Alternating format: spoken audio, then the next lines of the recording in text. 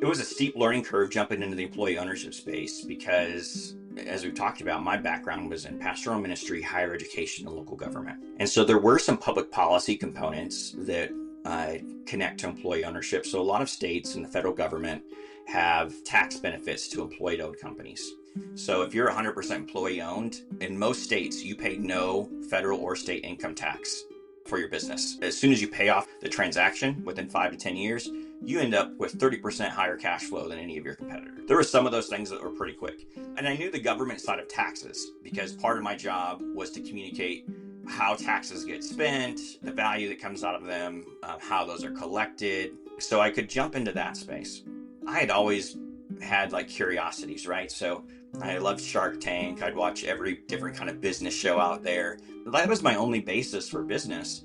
And there wasn't really so much expertise coming out on how to do seller financing at that point, but it was an introduction. I just got so ingrained and connected with people in the community.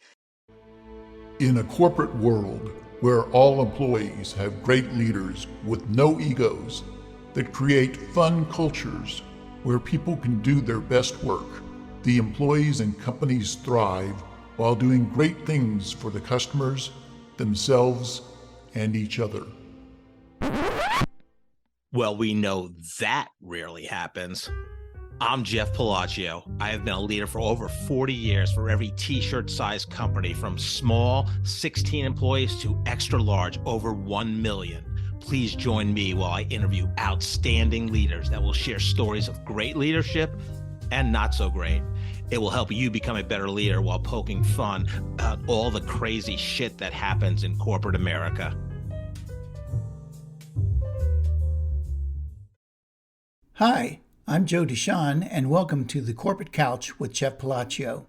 Today's episode is brought to you by Palacio and Partners, providing turnkey podcast creation, hosting, production, promotion, and related creative resources for you and your business. Today, Jeff is interviewing Keith Davenport. Keith is the founder and managing director of 030 Holding Company, named for the Gardner, Kansas community with the zip code of 66030. He's on a mission to bring more and better jobs to his community through acquiring small businesses and developing an internal ecosystem within his portfolio of businesses. He came to the world of entrepreneurship in 2023 after a long career in local government, higher education, and nonprofits. He holds a Master of Public Administration from the University of Missouri and a Master of Divinity from Nazarene Theological Seminary. Let's listen as Jeff talks to Keith. Keith, welcome to the Corporate Couch this morning. Hey, thanks for having me. Yeah, very excited to talk to you. Brad Hill introduced us, and we had a great meeting back in, it was September of this year. We're recording here on December 10th of 2025. So yeah, very excited to talk to you. As we were talking before I press record, everybody's career journey is phenomenal, but yours is really phenomenal. Or at least unique. Unique. Yeah. Yeah, there you go. No, you from seminary student to business owner journey. Excited to talk about that. Let's start with a fun question, though. Even though people know you fairly well, you're very active on LinkedIn and things like that. What would surprise them about you? I think that probably only the few people closest to me know that I like to play video games still. So sometimes that's with my kids. I have 4 kids, but then sometimes that's just a way that I can kind of escape the stresses of all of the other things in life. So I'm still a gamer. All right, love it. I'm on a roll with people that have 4 children. I'm just, it's incredible. And God bless you and for having that many. I stayed at 2, then I got remarried and got 2 bonus kids. But so I guess. So you have 4 too? Yeah. I have 4, but I think the youngest when my wife and I met was 13. So I guess I participated a bit. Yeah. You got to the teenage diaper years, stage. So. Yeah. My oldest is 15 and my youngest will turn 7 next week. Yeah. And so if you got someone at 13, you got the the strange and fun teenage years for sure. Yes, strange and fun. That's a good description. Yeah. Well, I mean, it's great to see them come into their own and figure Yeah, out, like, really, like, own their likes and dislikes, their personalities. They kind of yeah, identify who their friend group is. But then on the other yeah. hand, they try on a lot of different personalities. So Sure. for a couple months, they might wear this set of clothes, and then the next they'll wear a different set, and even the music that they listen to or whatever will change. And Yeah, yeah, it's just trying to figure out what it means. They're like, they feel like an adult, but still yeah, kid level responsibilities. And yeah. Yeah, for me, I always my long term, when I started to have kids, I knew about 12 or 13 that I would not be like, would not be the center of their yeah, existence. The friends would have more influence at that point. So I was really, I from 0 to 12, 13, I was very, not that yeah, I disappeared, but, I just knew the influence, the peer influence. right. And I think all of us too, at least for me, I mean, being a parent, I mean, like you knew, my teenage years were awkward. Like, Hmm. it's so I think I was empathetic to the fact. Yeah. Did you grow up in Kansas City? Where'd you grow up? I grew up in Illinois, so real small town, northwest corner of Illinois. It's called Polo, and our high school mascot was the Marcos. So we were the Polo Marcos, and we were voted the most unique or best mascot in the state of Illinois. I think we were Okay. in right ahead of the Freeport Pretzels. So that was And where I on grew up. Marco, what is a Marco? Marco Polo. So that is so Oh, our oh mascot boy. was Marco Polo, Oh and my the God. kind of lore behind that was that they couldn't find the right kind of picture for Marco Polo to be our logo and our mascot, so they actually just used one of Kubla Khan, and so I don't know if that's true or not, but that was the lore behind our high school mascot. Wow. So, but I mean, my graduating class was 49, so I mean, Oh most wow. folks won't have heard of Polo. We didn't even have a stoplight in town, but Wow. yeah, that's Love where I that. grew up. Yeah. What was fun for you growing up? What you love doing?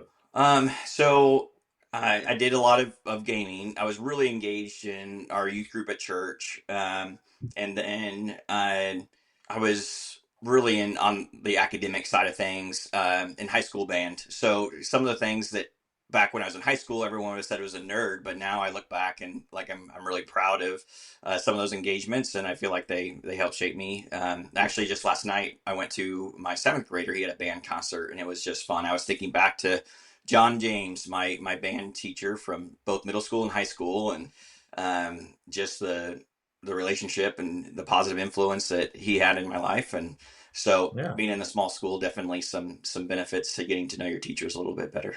absolutely. What instrument or instruments did you play? So my primary instrument in high school band was saxophone. So I jumped back and forth between alto and tenor sax. But I actually got really interested in music. And so my senior year, I did like an independent study on music theory. And I was able to compose a piece for our band to perform at the spring concert my senior year. So that was really neat. Wasn't anything special. Like, I mean, really, when I think back to what I did, I mean, it was really a cool experience, but I wouldn't want to listen to the song again. Like it was fun, Right, right. but not great.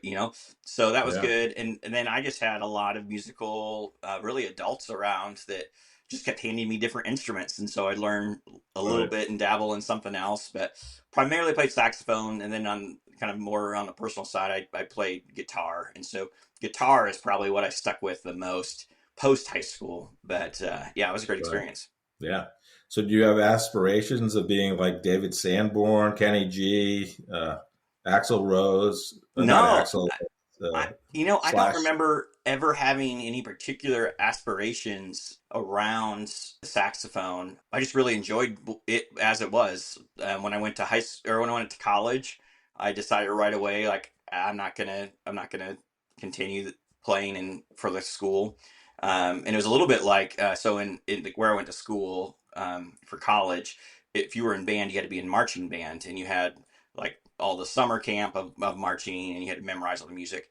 in my small high school didn't have that experience. So it was a big leap of a different experience in band. And for whatever reason, that just wasn't attractive to me. So you graduate high school and you're in the top 50 of your class, obviously. Yeah, that's right. That's right. What was your thought process, and what did you do right after high school? I'm sure this theme will come up as we chat, but so early life, it's kind of been like a pendulum swinging to very connected to the church and religious world, to now really identify more in the atheist camp. And so I'm sure we'll progress through that conversation as we talk today. But so at that time, I had determined that I wanted to be a pastor. And so I went to Olivet Nazarene University. I was connected with the Church of the Nazarene, and their international headquarters is here in the Kansas City metro. So I went to Olivet Nazarene University. Folks in the Kansas City metro might be familiar with Mid-America Nazarene. It's a sister school, so about an hour south of Chicago, and studied pastoral ministry was really what the major was called. And then I had a real interest in cross-cultural and intercultural work, so I did some work. For a while, I was double majoring, but I found out I could graduate a year early if I dropped the double major, so I did. So I got a good course load, but didn't quite finish. And so, yeah, that was my undergraduate experience. So you're 18, and like, I want to be a pastor. Like, what kind of, did you have a role model? What was your decision-making process there? That's a really interesting question to answer today. When I was in the Christian ministry world, I would have answered it through a very spiritual experience type lens. And so by the age of 9, that's what I felt like I needed to do and should do. Growing up then, I did have a lot of adults in my life that gave me opportunities for experiences in that vein. So by the time I was a junior in high school, I had a key to the church and was running complete programs by myself. My senior year of high school, I stopped attending youth group for the high schoolers, and I was leading the youth group for the junior hires. And so I had a lot of adults in my life that just gave me opportunities to practice that because they knew that's what I felt like I should do. So I was, writing essentially a sermon, but it's some type of message every week for the middle schoolers. And I was a part of leadership councils and things. Once I had vocalized that that's what I thought I needed to be, that I had a lot of adults that just gave me opportunities to practice that. And it looks like you got your pastoral ministry degree, and it looks like you went right for your Master of Divinity. Yep, that's right. And then it looked like, just based on what I could find, but your first job was not in any type of church or ministry. So talk about that process for you. Sure, will do. So probably a little bit of through my own experience. My career background and history is listed on LinkedIn, right? But I was finding that a lot of folks, when they saw that I used to be a pastor, when I would jump into a conversation with them, they would make maybe some assumptions about me, either from a personal perspective, like religion, or even politics. And so at some point, a couple of years back, I actually just removed that work experience from my LinkedIn. So okay. I really want just to try to minimize those sort of awkward conversations when people would try and sure. Yeah. And so really, I finished undergrad in 2008. My wife and I, we got married over winter break of our senior year of college. We moved to Kansas City. I actually was an associate pastor at a church in Kansas City, Kansas for a couple of years. And then I shifted to being a lead pastor in Lawrence. And then like the church, both of those churches, they didn't have full-time salaries. So really my first job outside of college, I was making about $9,000 a year was my pay. Plus I got a house. So fair market value, 16 grand a year was my pay post undergrad while I was in seminary. So, but really that experience shaped me a lot. So for one, we were at a church in, like the inner city of Kansas City, Kansas. We had a lot of work. We were right next door to Schlegel High School. We were a very old and white church in a very not old and white community. And growing up in that really small town of 49 people, my experience with non-white individuals was so limited. There was one Black family, there was one Latino family, and one Jewish family in all of town. Right. And everybody else was white.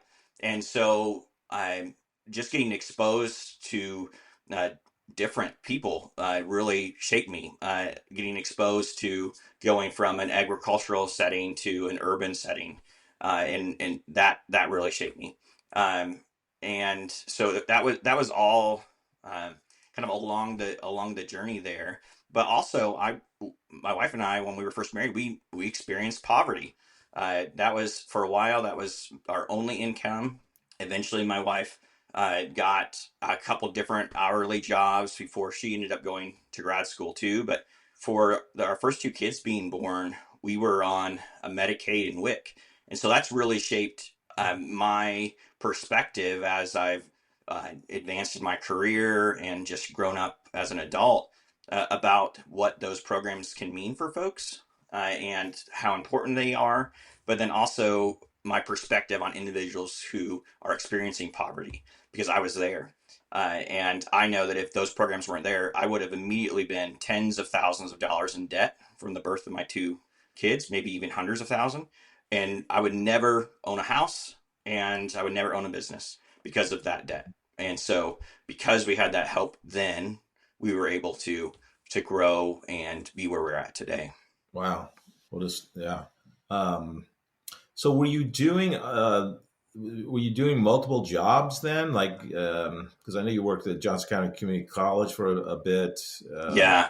So yeah, it's often called bivocational ministry in that space. So you're a pastor and then you have another job. So I worked at Best Buy for a few months. I didn't like selling credit cards and uh, uh, protection plans on equipment that I remember there was one time. So I worked customer service in the checkout line. And there was one time that a customer said, "Would you sell this to your mom?" And I said, "No, I wouldn't." There were some things I would, right? Like that I knew the value of. But most of the time when we were trying to do those upsells, it'd be like, "No, this is like a gamble. Like it might help you, but it's probably not."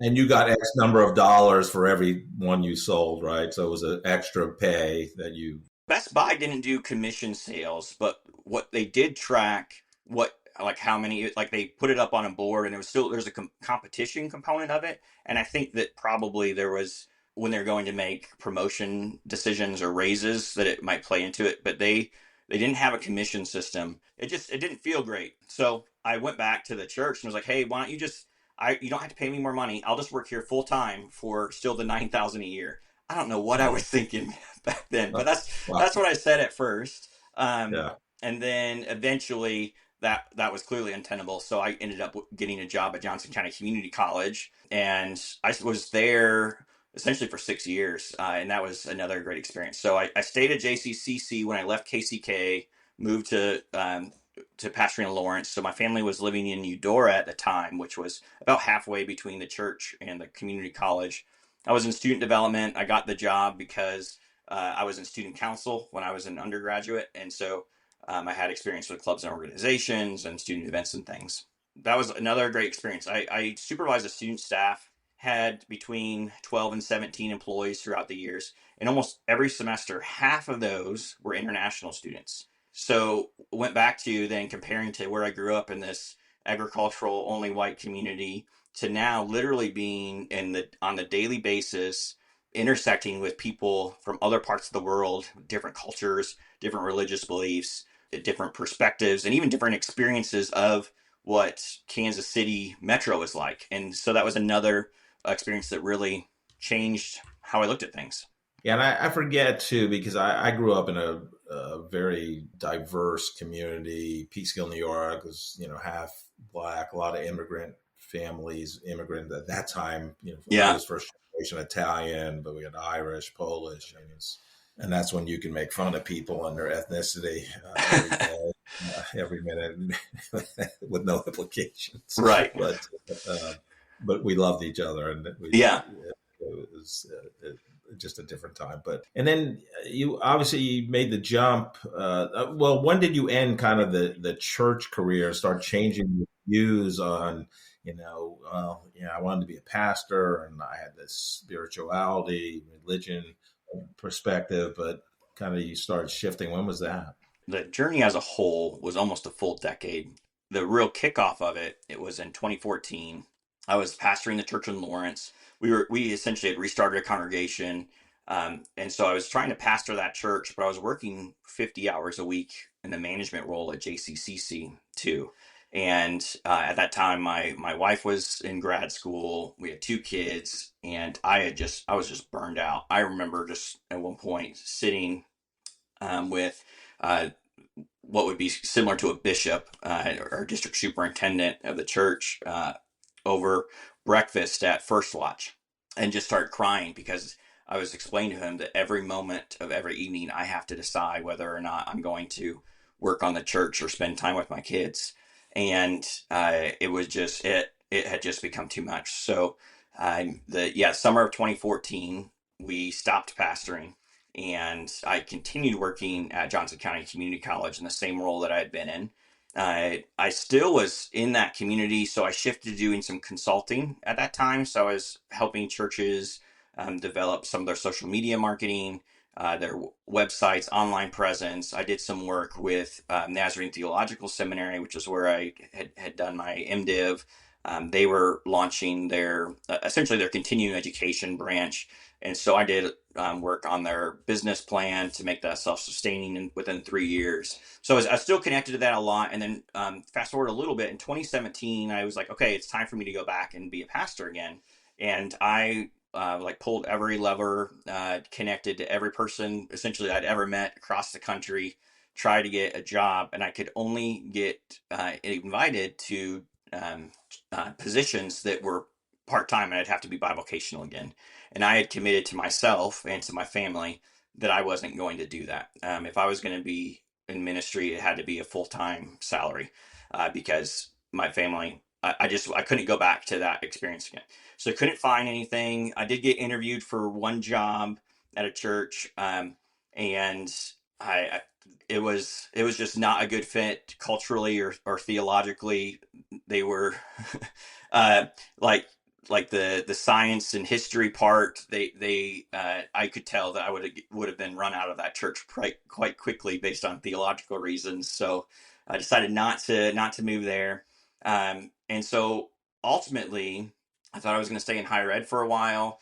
I had applied for a doctoral program, got in higher ed leadership, didn't have the money, so I delayed my admission and then ultimately didn't go. But one of my mentors sent me a job with Johnson County government, and they were hiring a social media manager. I had dabbled in that for a while. I interviewed and shifted over to the county manager's office for Johnson County government. And so I managed about 5 social media accounts, and then there was 35 departments and agencies. So I was responsible for sort of broader strategy and policies that governed all of those departments and agencies. I think at one point we counted there was about 150 social media accounts in total there. And I loved it. I loved local government. I loved the whole experience. Eventually the mental health center, which is the mental health department, recruited me to come and lead all of their communications. Did that. I had gone back to school. That's when I went to University of Missouri, got my master's of public affairs, thinking I'd be in local government for forever. And then COVID hit. And I was in charge of community relations and communications for mental health during a pandemic. And so I was doing crisis communications every day for at least the first 9 months of the pandemic. It was a daily rhythm of every morning the executive leadership team would meet. When they would get done, they would message me all the changes and announcements. I would write that up in a way that could go both internally and externally, send it back out for review, get it all ready. So by the end of the day, we could send out the new information. It was just months and months of that. So eventually I left county government. I needed to step out of that and jumped into the nonprofit space. The Missouri Center for Employee Ownership, found it on the Nonprofit Connect job board. Didn't know anything about employee ownership, but the more I learned about it, the more I loved it. It was fun. The nonprofit was funded by the Kauffman Foundation, and really our job was, when you think about all of the businesses owned by baby boomers, they are going to be retiring within the next decade, and even maybe within the next 5 or so years now. If they don't have a kid who's going to take over the business for them, their choices are to sell in a traditional sell, to sell to private equity, or to close. only about 1 out of every 5 businesses that go to market actually sell. And then a lot of these smaller businesses, particularly in rural Missouri, they are not wanting to sell to private equity because it will mean essentially the business still moves out of the community most of the time, or people would lose their jobs. I had one business owner. He said to me, he's like, "We're still living here, so I'm going to run into these employees in the grocery store, and I need to be able to look them in the eye and feel good about how I left them." So we did education both to the business owners and then to like small business development center advisors, attorneys, accountants on ESOPs and worker cooperatives as additional options for exit strategies for business owners. And that really kicked off what I'm doing today, because that's where I learned a little bit about seller financing, about exit planning, about M&A transactions. And it was kind of a free education in business, even though I'd done this whole career in the nonprofit, higher ed, local government space. So would you work with companies that do buy, sell, brokers or whatever they're called? I know there's many out there. We were trying to connect with the business advisors that would be the most likely to be having a conversation with the owner when the owner first expresses that they're ready to retire. So in small communities, we would even meet with community banks and the business bankers there, small business banks. We would be meeting with the local economic development folks, chambers of commerce, anybody who's in that business community that has those relationships. We didn't work specifically with M&A brokers, but the transactions that, like the process for a business to become an ESOP ultimately is a transaction, because the seller is selling their business to a stock ownership plan or a trust. And so there's some of the same mechanisms as in a traditional M&A. So both sides buy and sell have their own representation as far as attorneys and accountants. They still negotiate the sale, even though they're kind of selling internally. And so that was really that first intersection with the M&A space. A lot of times in employee ownership world, when they would sell the business to the employees through whatever mechanism, traditional bank financing won't cover 100% of that transaction. And so the seller typically has to carry a third of that transaction as their own seller note that they get paid back. And so seller financing is an essential part of that mechanism. So that's where I first got introduced to the idea. When we first met and you were telling me about all this, I was just fascinated by it. So when you do a transaction like that, obviously the owner is probably the president of the company, I'll say. So how did you help them determine who was the successor if somebody in the family didn't want to take that role, which is probably not the case because they would have owned the business still, right? So our role at the nonprofit was particularly around the big picture education about the benefits and process of employee ownership. But often when they needed actual technical advice, we would connect them. We had a whole roster of referral partners. They could be an attorney like a Pulcinelli or a Hush Blackwell, or it could be an accounting firm like Forvis and Butcher Joseph. And so there was a lot of different folks who could help along the ways once they needed technical help. But what we would just kind of talk about the big picture of, here are the tax benefits of doing it this way. Here are your options. Here's how it would impact you. Here's how it would impact your employees. This is what you could estimate for a cost of this transaction. And this is where you go. Now for ESOPs, there's different numbers out there, but you could say a 1.5 million EBITDA or maybe 10 million top line revenue as far as annual for the size of business. That's like the basement. And you have to have at least 25 employees because it's a retirement plan. And so you have to confirm diversification in that. So we were talking on the ESOP side to a little bit larger companies that could go that route. Smaller companies, we would talk about worker cooperatives. As far as I know, there's maybe 3 in all of Missouri. There's not really a clear list of all cooperatives at all times, but they work a lot like, people might be familiar with utility cooperatives or agricultural cooperatives, and it's the same idea, but the employees then are the members of the cooperative instead of the different farms in an ag co-op. Right. And so that's kind of the premise. There's it's a little bit more challenging. It was more challenging to get buy-in on that idea. But that's the size of business, those that are too small, essentially, for the ESOP that now I'm working with in my work with 030 Holding Company to try and acquire them and do things with them in different ways outside of the worker co-op space. Are you drowning in boring corporate communications?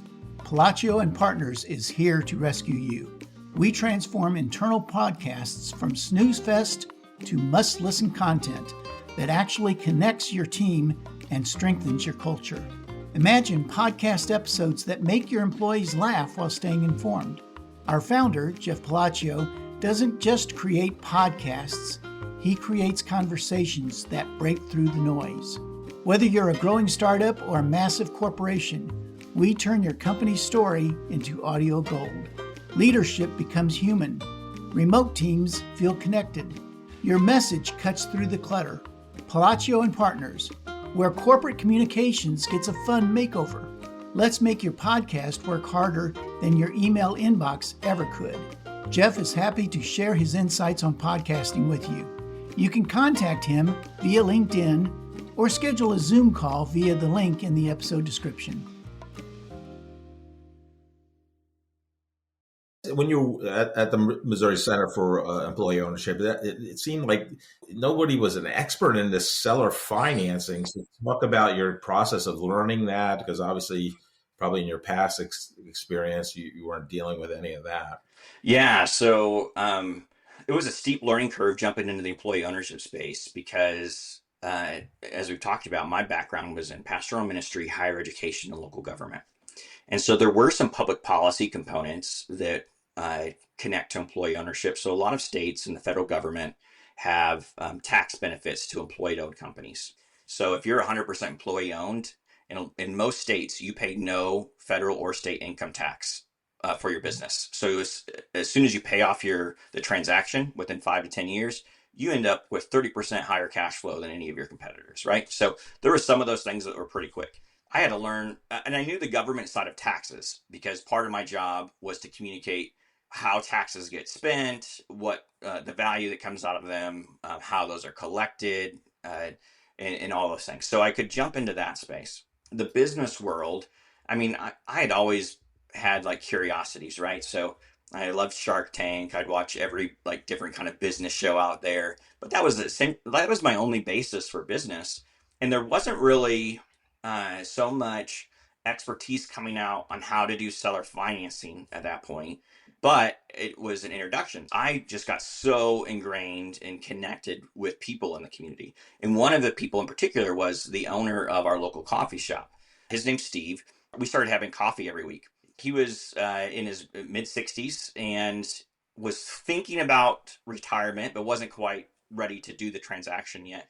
But he started getting these unsolicited offers to buy his business. It was a great business, had 2 locations, about 50 employees, and it was well loved in the community. And he just said one morning we had coffee, we talked politics and books, and he just kind of said in passing, he was talking about these offers he was getting. He's like, I really wish someone like you and your wife could buy this place. And then he just went on, like it wasn't a serious statement. He just kind of said it. But a few minutes later, I was like, can we go back to that idea for a minute? What would that look like? And it really was just me having a hint of a knowledge about seller financing and him being open to that and maybe even having thought about it before, that we were able to put together a seller finance deal for my wife and I to buy the coffee shop. And so that we had that experience. It was like an 18-month or so process between when we had that conversation and when we closed.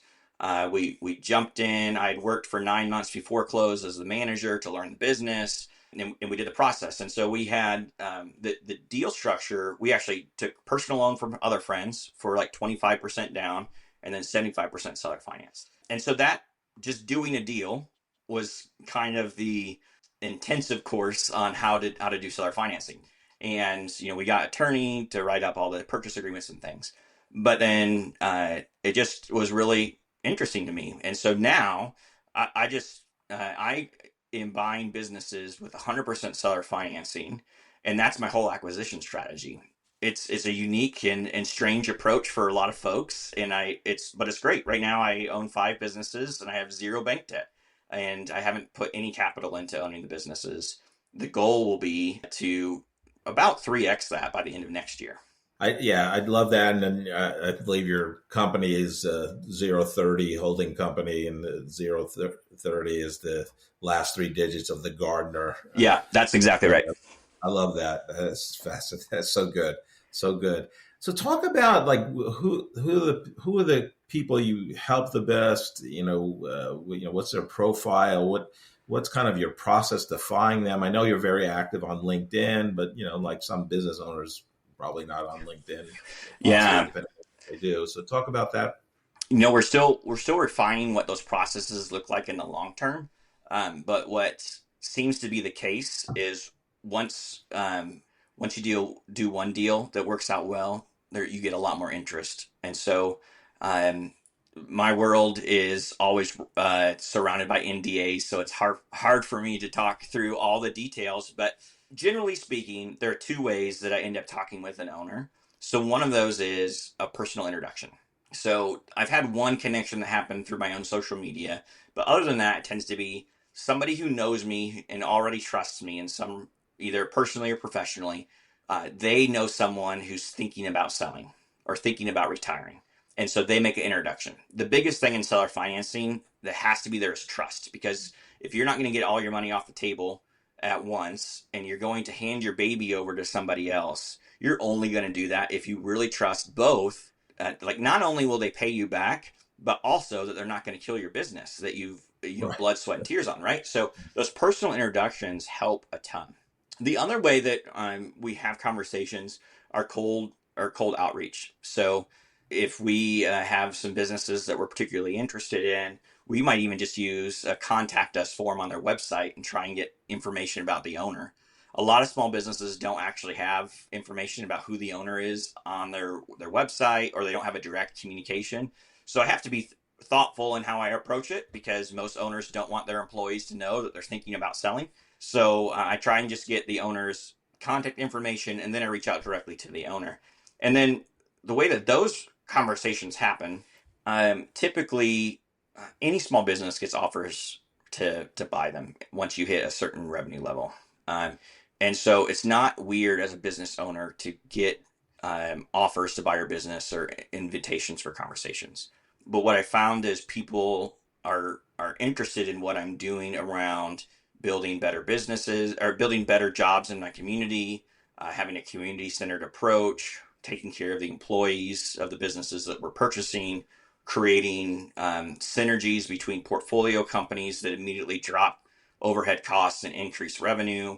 And so people are much more willing to talk to me right now anyways than they might be talking to private equity or a competitor or so on. So really we're seeing it through those personal relationships and then cold outreach. You said that companies get approached once they reach a certain annual revenue. What is kind of that range? Sometimes it's a perceived level, right? So what I'm experiencing, I've heard in a lot of different industries, there's more and more private equity play in these small mom and pop shop businesses. So we're probably not talking about clothing retail or like arts and crafts or Etsy type things. We're talking though about your HVAC companies, your laundromats, your coffee shops, maybe your grocery stores. We're talking about any kind of service, so roofing companies, all of those things. There's a trend that private equity, they create a template that they can capitalize on revenue. So they can just buy up lots of these mom and pop shops. They put a cookie cutter approach on it that immediately maximizes their revenue. And so they're very interested in doing that. And they have economies of scale and a big bank account behind them, so they can grow really fast. For sure, that's where a business owner is going to get the most money for their business, because the private equity can afford it. But a lot of business owners don't want to sell to private equity, because it's like going back to, I'm going to see my employees in the grocery store and I want to be able to look them in the eyes. And so you kind of get rid of that community feel. I won't oust them, but I'll tell you the story. So I walked into a business that I've been patroning for a decade, and I was trying to get a hold of the owner. I had already gone online. I'd found who the owner was. I tried reaching out that way, didn't get a hold of anybody. And so I had relationships in in the business. And so I walked in just to try and get this owner's contact information. I go to the desk and, hey, can I get so-and-so's contact information?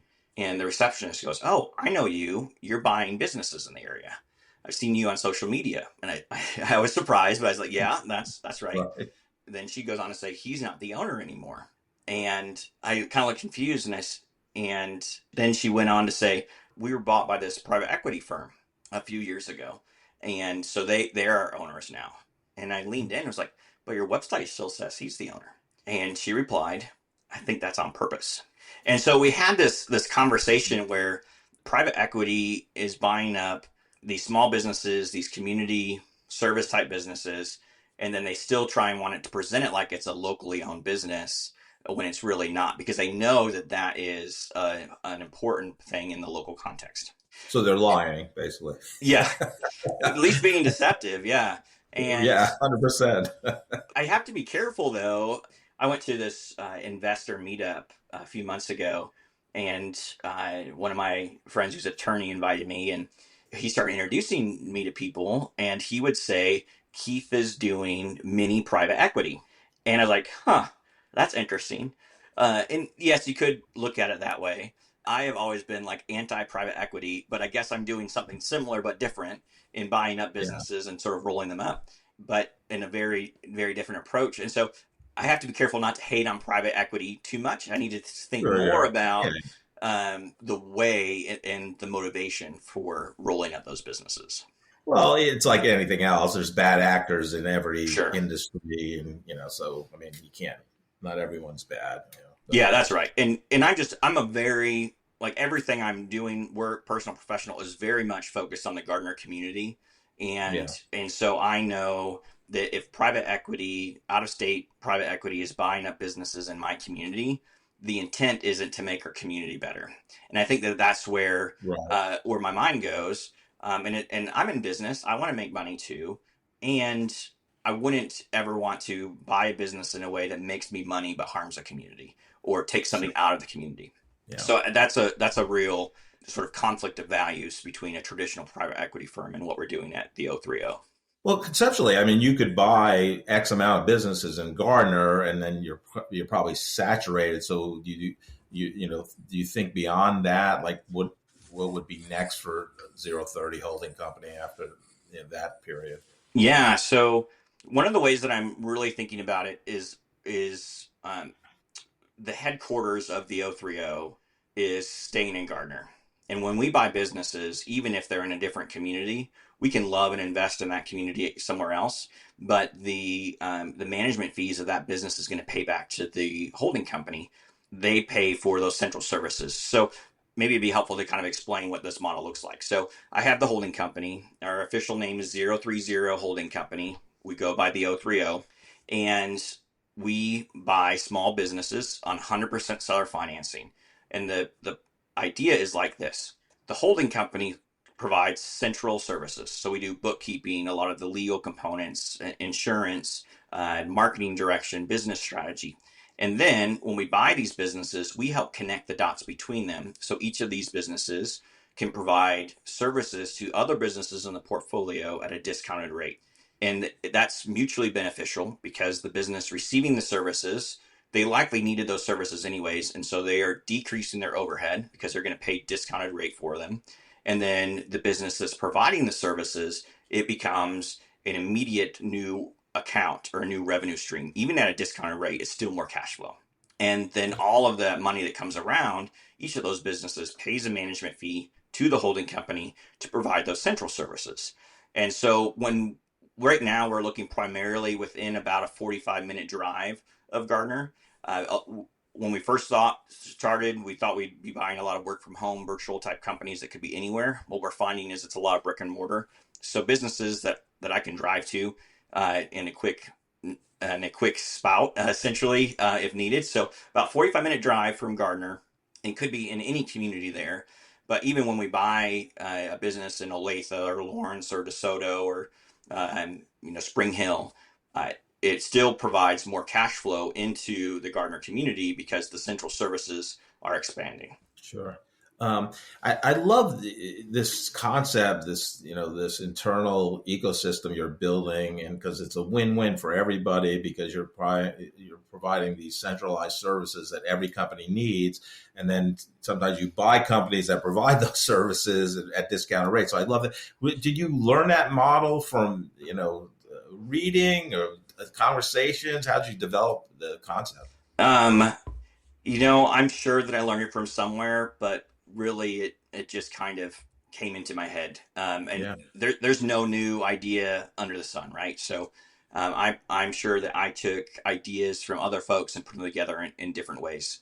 But um, I had a different approach to business from the get-go because I came from that nonprofit, higher ed, local government space. In the way that those organizations function, there's a lot of conversations back and forth, and this is true in corporations too, I suppose, about whether you have centralized services in a complex organization or if those are dispersed.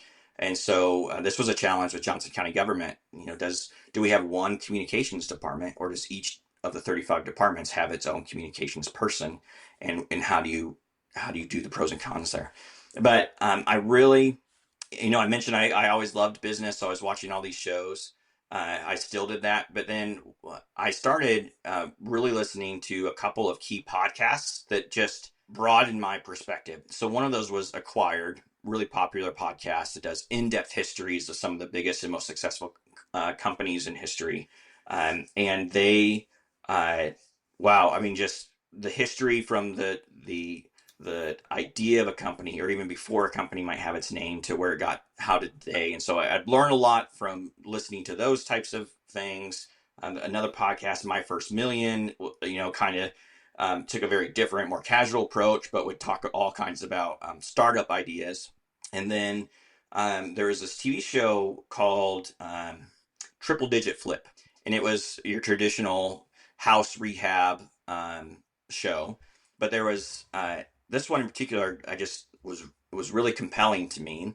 And so I started following some of the hosts of that show on social media. And so Pace, he has his own, I can't think of his last name, Pace something, has his own podcast and show. And then through that, I found Cody Sanchez, who does a lot of these small business purchases and fixes up and things. Um, and so you just kind of keep following and learning from folks along the way. So the idea of what I was doing made a lot of sense, but then as I kept learning more, I just was like refining it as it keeps going. And every time we do another acquisition, or even just another writing up an LOI, it's another opportunity that we learn and refine. And it Yeah. sounds like it sounds like we're doing everything really well. We have a template, this blueprint, and it's going smooth. But really, we learn everything the hard way, because there's not someone else who has these models that we've taken from.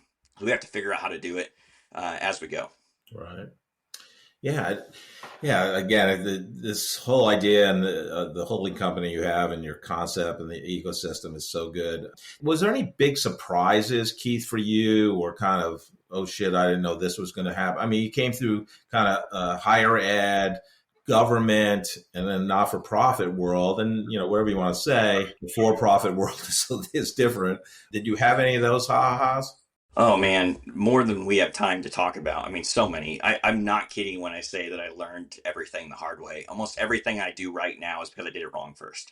And so a couple of the big ones, I mean, so buying Groundhouse, it taught me a ton about the due diligence process before you take over a business, and things to look at. And mostly because there were a lot of things that were surprises afterwards that I didn't know to look for prior to. And in part, it was a friendly sale, and so we didn't go through some of the rigor that might happen in a more traditional sale. But I would say probably the two biggest ones that are like the most like sort of gut wrenching, or stab you in the heart type feelings. So one is you have to make payroll, and payroll comes every 2 weeks, whether you have the money or not. All of a sudden, when you realize that you are responsible for the livelihoods of X number of employees, the pressure is big. So not to go too far into details, but Groundhouse, about a year into our ownership, we closed one of our locations because it was losing money. It was the best business decision we could make, because we cut our revenue in half, but we doubled our net profit in the meantime, because that was just, we were sinking so much money into this other location. And it was hard to let people go as a part of that. We had to decrease our workforce. We just didn't have hours in one location for everybody. But prior to that, there were many times where I would have to move money from another business or put money into the business just to make payroll. And that decision, while it was really hard for us, it was really hard for the community. We have not had a difficult payroll since. For the first year, our internal team, like we would just say, our first number one financial goal is stress-free payrolls. Like, it wasn't like we're trying to make a lot of money. It wasn't like we're trying to get operating funds. It's just like, we want to be able to hit payroll every 2 weeks without being stressed about it. And so we accomplished that. It took us so much. So that was one. Like, payroll comes, and the worst feeling in the world is the feeling like you might not make payroll. The second one is that everything, no matter what it is, takes longer than you think. It doesn't matter what it is. And probably in tandem with that is, don't count a contract until it's signed. There's a lot of things that seem like done deals that you get all the way in and then it doesn't happen, and you've built. So, but in any case, everything takes longer than you think. I'm an eternal optimist. I just was writing this morning, I think it is related to my ADHD in reality, is that if I can logically conceive that a plan will work, I have the confidence in myself that I can make it happen. And that's not always true. Oh man, for the first 2 years of being an entrepreneur, I kept saying to my wife, yeah, just next month we'll be able to afford X. Or yeah, just, we just 2 more weeks or 3 more months, I'll have enough income. I'll replace my salary and all of these things. And it was never the case. It was so bad. It created such conflict that I just stopped saying an estimate altogether. I just would keep it to myself and only report out when the good thing had already happened, because everything always took longer than I expected. When we chatted over coffee a couple of months ago, we talked about Mythic Hire, and having worked at a lot of startups, I interviewed a lot of people and hired a lot of people, and talk about that company. I know it's very new this year, and is that part of the ecosystem? So Mythic Hire is an HR tech company I co-founded with my longtime friend Max Schmeling, and Steph Fellman is our other founding member. And Mythic Hire is an applicant tracking system that provides real-time ranking and scoring of candidates as they apply, but instead of evaluating resumes, it actually evaluates transferable experiences, both in the related experience and unrelated experience, and same with education and so forth. So we started the company back in March of 25. We launched our product publicly in October of 25. And we're getting ready to do our first big marketing campaign at the beginning of 26. So that predated the holding company. So from a formal legal perspective, it is not a part of the portfolio. And that's actually true of Groundhouse Coffee, also predated the holding company, and Blazer Strategies, my consulting firm. So from a legal perspective, the holding company doesn't own them, but all three of those are still a part of this ecosystem we're building. And so what that means is Mythic Hire provides this applicant tracking system to the other businesses in the portfolio at a discounted rate. And so instead of those other businesses having to go out and pay someone else to post their jobs and host those on the website, we can do that internally. So does Mythic Hire, because a lot of ATSs, obviously are built for big, companies, right? That hire professionals and, but does Mythic Hire help with, because I know a lot of companies, coffee shops and, flower shop, restaurants, the frontline workers, that's a key piece because finding good talent and making, retention and all that. Does it help in that space? Yeah. So we just started using it at Groundhouse Coffee. So almost all of our employees are part-time employees. Our baristas in particular are, it might be their first, second job, something like that. So we are using it there. And so it helps in 2 ways. So one is it reduces the amount of time that it takes someone to review applications. So when you log in to look at applications, you don't have to go through and read everybody's resume to figure out who you want to interview. It's automatically ranked based on that person's experience. So as long as they have some experience or some education, or that job is likely to attract candidates with those things, this platform can help you regardless of the size of your business. We really built it with thinking about the company who's trying to move from maybe a Google form application to something more professional. This is a good next step for that. Keith, I love helping two groups of people. One's that recent college graduate or now even high school graduate trying to figure out what they do professionally, get that first job. Any advice as they begin their professional career as well as securing that first professional job? Yeah, so I worked with college students for a really long time. And even in the holding company now, we do internships. A lot of my employees at the coffee shop are high school and college students. And the number one thing that I always tell people is that whatever you decide today, you're not actually stuck there for the rest of your life. I think it's just natural to feel like, where you go to school or what you major in for your undergraduate degree, that's what you're going to have to do for forever. And it feels like this life choice that there's only one right answer. And if you get the wrong one, your life is going to get ruined. And I felt the same way, right? I mean, like, I know very few people who didn't feel that way coming out of high school, that whatever they chose was going to be the path their life was going to be on for forever. Yeah. And so my one piece of advice is that's baloney. It's not true. In any moment in time, you can only make your best decision today with the information you have today. I have 2 degrees in theology and another degree in public policy, and I run a holding company and currently own 5 businesses, right? And so I am not doing anything that I studied in school. I didn't even take a single business class in either graduate degree.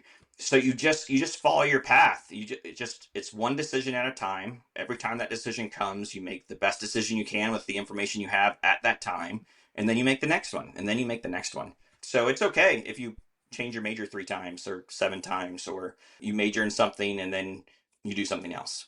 That second group, anybody can be a leader at a company, but once you want to take that step to have people under your charge, be a first-time manager, what advice do you have for them as they begin that type of leadership journey? I think that as you're essentially moving up the ladder, a lot of those high-performing employees, and I was one of them, you're driven to kind of stand out and be noticed and to figure out how to climb maybe fast. You think along the way that each position is going to be either more rewarding or more fun or more enjoyable. Sometimes that can be true. But I think that the number one piece of advice of what I've learned is the importance of having self-awareness. And I mean that more than just in the casual conversation about, oh, I said something that was rude. I mean, recognizing your own mental health. Are there things in your life that change the way you're able to interact with other people? I mean, understanding what you're really good at and what you're really bad at. Because when I was trying to climb the rung, I thought I was good at everything. Like, I truly believed I am good at everything. And I wasn't.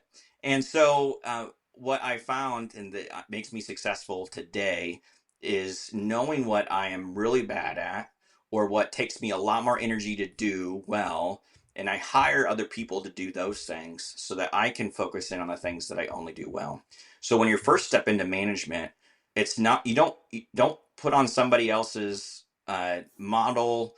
Don't try and lead like someone else does. Figure out your own personality. Figure out what energizes you, what sucks the life out of you, and start trying to structure your life and your work in ways that you can spend most of your time doing things that give you energy that you're good at, and the things that suck your energy or you're not good at, find ways to delegate that to other people. Keith, thanks so much for coming on the Corporate Couch. Love the conversation. Love what you're doing for Gardner and the surrounding Kansas City community. I'm honored that you came on the couch today. Thank you. Hey, it was a pleasure. Thanks for having me. Wow, Keith is just so fascinating. we're talking about zigzag career journeys.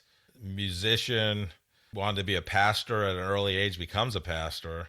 Basically, I don't know if he's living on the poverty line, but he has kids, babies, and he's on Medicaid and WIC. I'm like, wow, just so fascinating. And he pivots and starts this holding company, there's a suburb south of Kansas City Metro called Gardner, Kansas, and the last 3 digits of the zip code is 030, and that's his holding company, because his guiding principle is basically caring for people and strengthening the community. Mm-hmm. So he starts this holding company because he got a glimpse of seller financing working for the Missouri Center for Employee Ownership type thing for 2.5 years ish. Now he owns 5 or 6 companies. He has 0 bank debt on all of them, and it's all done through seller financing. And talk about entrepreneurship journey, he was at his local coffee shop in Gardner and talking to the owner, and the owner's kind of wanting to sell, and the owner goes, "I really wish you and your wife would buy we should buy this coffee shop." And kind of that started it. See all this? This could all be yours. Right. But, he talks about, and, entrepreneurship is hard, right? He's like, oh, yeah. It's not the glamorous, what you see with all the success stories of, famous entrepreneurs that started, Facebook and Google and you name the company. But he was struggling to make payroll. Like he had to move funds between businesses, and he had to cut a location, like close a location down. He says, my first goal wasn't growth. It was to have a stress-free payroll. Let's just see if we can keep our nose above water just a little bit here. And he ended up financing his payroll a couple of times from his personal funds too, I think. So great. Yeah, I mean, it's just an incredible story. And, talked about that local business that he was looking to buy. And, he was talking to the woman there, one of the employees, and he said, I'd love to talk to the owner. And she goes, the owner doesn't own this anymore. We sold to private equity a couple of years ago. And he goes, well, the owner is still on the website, like he owns it. And she said, well, that's what the private equity, they wanted to have that. That's on purpose. Yeah. And it's like, okay, you want to be dishonest about things. I mean, it's, so he wanted, let's, he's an honest person, and he cares for Gardner, 66030 zip code, and he wants to strengthen the community. And he talked about, I sold my house, which is great. It doubled in value, but like incomes don't double in value. So he wanted to keep, businesses and employ people in his community. So great guy.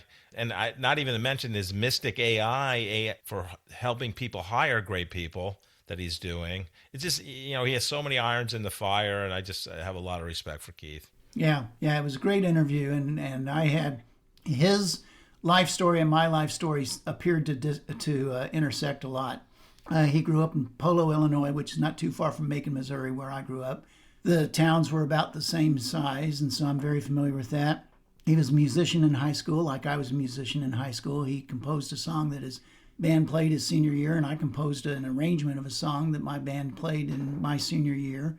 But then they diverged a little bit when he said, yeah, but music isn't it. And so he went on into other stuff and into ministry. And I went on into music and then data science and all that stuff. So we all did a lot of zigzag. And don't forget producer of the Corporate Couch. And producer of the Corporate Couch and editor supreme. It was interesting to just see everything of how they connected. One of the things that I landed on was a quote that I wrote down. I got it right here. Wrote it down. He said, almost everything that I do now, the first time I did it wrong.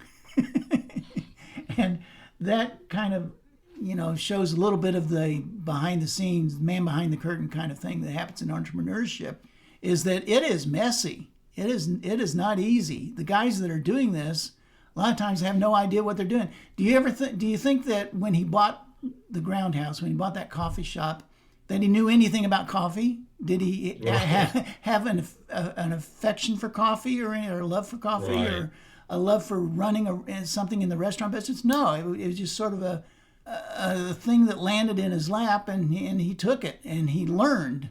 He learned how to run payroll, and he learned how to hire people, and he learned how to manage a restaurant and things like that. And then that grew into this 030 business of owning other businesses. And it was just interesting to see these behind the scene things that happen in entrepreneurship sometimes, because you're right. Sometimes when you hear a story like Zuckerberg or Steve Jobs or something like that, and how they started their business, and you think, that must have all been easy. And no, none of it's easy. None of it's easy at all.